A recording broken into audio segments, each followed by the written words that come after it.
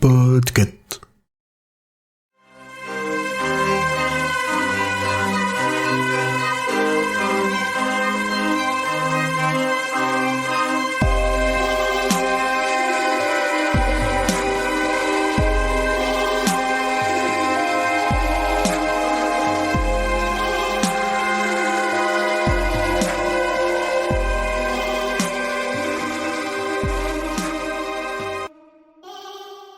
C'est donc une nouvelle issue, Émeric l'a dit, du recueil Danse macabre, qui s'appelle Night Shift en VO, qui est paru en version originale en 78 et en VF seulement 2 ans après, en 81. J'ai pas relisté toutes les nouvelles qu'on avait déjà traitées de ce recueil-là, mais on commence à en avoir fait pas mal. Donc, c'est ce qui nous permet de confirmer que c'est vraiment un très très bon recueil. Mais vraiment, les nouvelles de King, elles sont quand même hyper bien.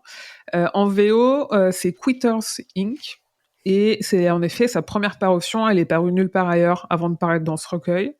Elle est traduite par Loris Murail et par Nathalie Zimmerman, et la seule chose que j'ai à dire dessus, en plus, c'est que Jimmy McCann, il a le même nom de famille, alors chapeau magique des noms ou pas, on sait pas, que Calvin McCann dans Celui qui garde le verre, qui est dans le même recueil.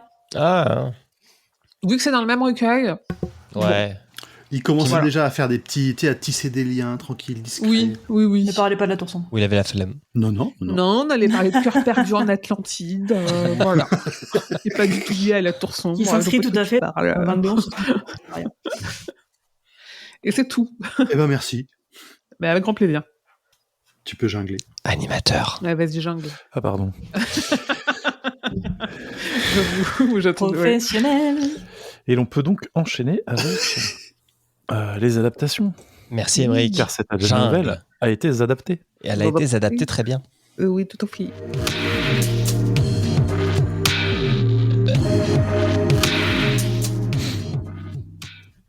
Alors, je vais vous faire la petite fiche wiki. Alors, c'est un film à sketch, dont le premier est effectivement Désintox Inc. C'est un film de 1985 qui a été dirigé par Lewis Teague, un nom qu'on a déjà, qu'on réentendra bientôt parce qu'il a fait une autre adaptation de King, Cujo. Et il a fait aussi d'autres films magnifiques comme Navy Seals avec Charlie Sheen. Vraiment, toutes les années 80 sont dans tout ça. Pour le il a fait Cujo avant. Cujo, c'est avant. D'ailleurs, il y a l'intro du film, c'est un Saint-Bernard un peu dégueulasse qui court après un chat. Je me suis demandé si c'était une référence à Cujo. Oh oui, si. Bah, et puis en plus, il traverse la route devant une Plymouth Fury. Tu fais bon, ça va. Insiste. Oui, puis la Plymouth Fury, elle a de toute façon un sticker où il y a marqué Christine au cul. Donc, Ah, j'ai même pas vu, mais je me doutais que. C'est du niveau Mike Flanagan. Oui, il y a marqué, je sais plus la phrase, ce que c'est exactement. C'est 2 phrases, et la deuxième, c'est je m'appelle Christine. Tu fais oui, bon, d'accord. Ok, si tu veux. Subtilité. Au casting, principalement, on retrouve James Woods, que très jeune, je sais pas, c'est peut-être pas un de ses premiers rôles, mais à mon avis, on ne devait pas en être très loin. Le héros ? Ouais, le héros, ouais. Il fait vraiment partie des têtes qu'on connaît. Hein. Ah ouais, puis James Woods, quoi. Ouais.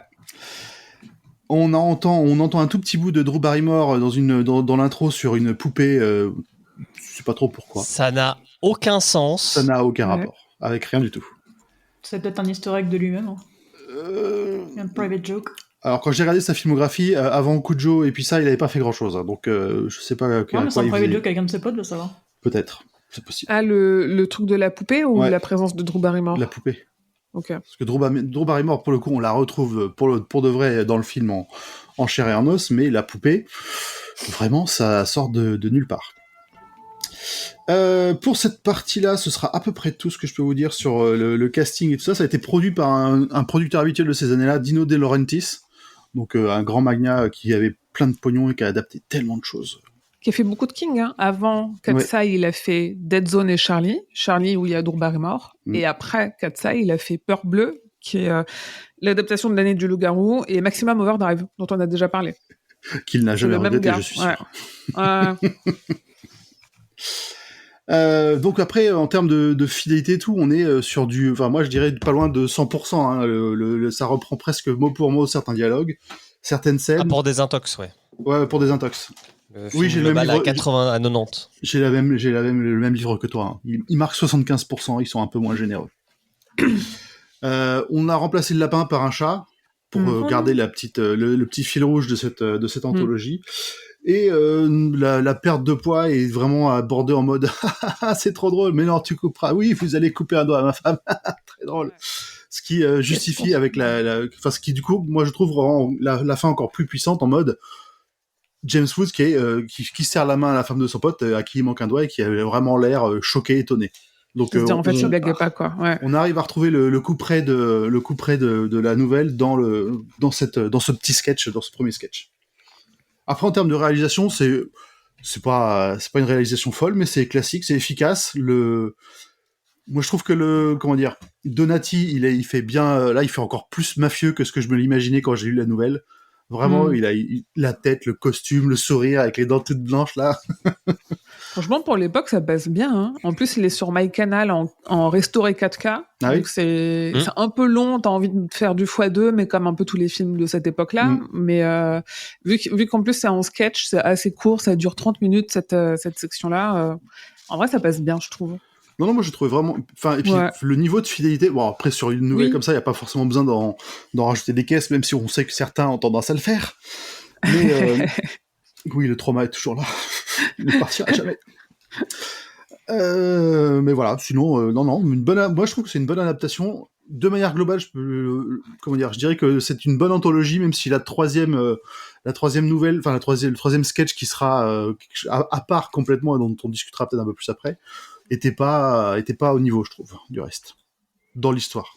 Oui, le troisième sketch étant une histoire de King inédite qu'il a écrit parce que c'est lui qui a écrit les scripts de ces deux adaptations, donc c'est aussi pour ça que c'est fidèle. Et enfin, je pense. Et oui, le troisième, c'est une histoire inédite qu'il a écrite exprès pour l'anthologie. T'as dit qu'il regardait Dead Zone ? Non, il l'a pas dit encore. Ah bah je l'avais pas noté. Si, pardon. Oui. J'ai reconnu la tête et je suis allée checker. Non, j'ai pas vu que Dead Zone, c'est avant. Ouais. Oui. Parce que Dino De Laurentiis a produit Dead Zone. Ouais. Putain, je me souviens pas s'amuse à mettre Dead Zone. Si vieux que ça. Je crois que c'est le deuxième adapté, le non ? film, hein. C'est le film, c'est pas la série. Oui, c'est quand même. En fait, quand on a un peu le film en tête, j'étais pas si jeune que ça quand j'ai regardé la série. Hein. Vu qu'on voit la tête de l'acteur principal, moi j'ai eu un doute et je suis allée checker et en effet j'ai vu aussi que c'était ça. Ouais. Donc beaucoup, ils se sont fait plaisir sur les refs, on peut le dire. Oui, d'autant que l'école de sa fille, qui est du coup une fille et pas un fils dans l'adaptation, c'est l'école Saint-Stephen. Oui, pardon. Ça c'est rigolo. J'ai oublié de vous le dire. Parce que dans le sketch d'après, dont on parlera dans le prochain épisode, il y a un casino Kings au début et tu te dis « Ah les gars, vous avez réussi à caser Stephen King quand même !» C'est rigolo. Non, après, c'est une adaptation nette. Le réalisateur, il est correct. Non, franchement, c'est de la bonne qualité. Surtout au vu de l'ancienneté du film, il tient toujours bien la route. Mais la scène où il est en soirée et il veut pas fumer, elle est trop bien, quoi. Ah ouais. J'adore trop les décors, les paquets de clopes grandeur nature qui dansent. Putain, il y en a partout. C'est magique. Et puis les effets où ils ont mis des mecs qui tirent des taffes et qui rejettent de la fumée pendant 30 secondes comme une locomotive. La vapoteuse avant la vapoteuse. Ouais, c'est vraiment, ça. Ouais. Non, elle est cool cette adaptation, j'ai trouvé. Et c'est tout ce que j'avais à vous révéler. Très bien.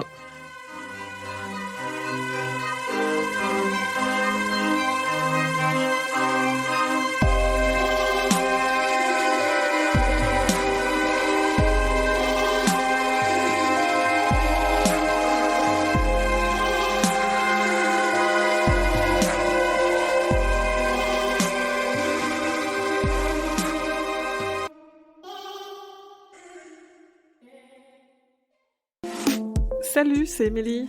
Merci pour votre écoute de cet épisode du Roi Steven. Si vous aimez King et que son actualité vous intéresse, je vous propose d'écouter également la Gazette du Maine. C'est le podcast que je fais et dans lequel je vous tiens au courant de ce qui va être publié, des dernières informations sur ce qui est en cours d'adaptation, de ses nouvelles interviews ou des autres sujets qui le concernent 2 fois par mois en moins de 10 minutes.